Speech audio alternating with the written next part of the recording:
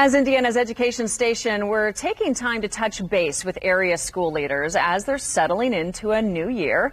It's time for what we call Meet the Schools. Dr. Scott Wyndham has stepped away from his office in Avon to spend some time with us here on Daybreak. Thank you for that. Thanks for having me. Absolutely. And Avon Community was one of the first districts to go back. So are you feeling like a well-oiled machine at this point? Yeah, we're starting week 3 of a new school year. So it's been great, really positive start to the school year, and excited to be back in school. Great. And there are more and more students every year in Avon. Your hallways are busy.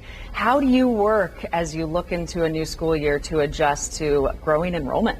Yeah, no, it's over the last couple of years we've been had the third highest enrollment growth of any school district in the state of Indiana. So we're constantly looking at how do we continue to serve more kids and more families that want to be a part of our great community. And part of that has been we are getting ready to start in the next few weeks a pretty significant expansion at Avon High School to both add classrooms to that school, but also the core parts of that building are almost 25 years old, and they weren't designed for the number of students that are projected to come in our doors.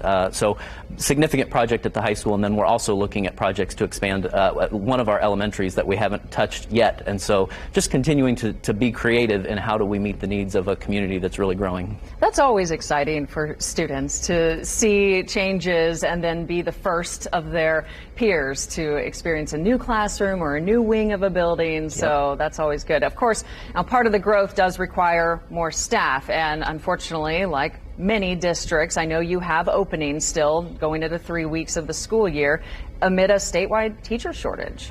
Yeah, the teacher shortage is real. That this is the toughest environment we've ever faced, and we're fortunate to be a suburb of Indianapolis and a growing community that people are coming to, but it's still hard even for us. And so we work really hard to, number one, retain the great teachers and staff that we have, but then also make sure that we're starting early to recruit new teachers. And we spent time last year to talk with our new teachers last year about what could we do better for this year's new teachers, and that was really helpful for us as well. We do have openings for bus drivers, custodians. We have about 1,500 employees that serve our students. And so if you're looking for a job on the west side of Indianapolis, check out our website, because we still have positions that we need to get filled. It is always good to remind that it's not just teaching staff, but anyone who helps a school building operate. Those are openings that are available. The district boasts steady progress in learning. So in what ways do you think your educators go an extra step to encourage success?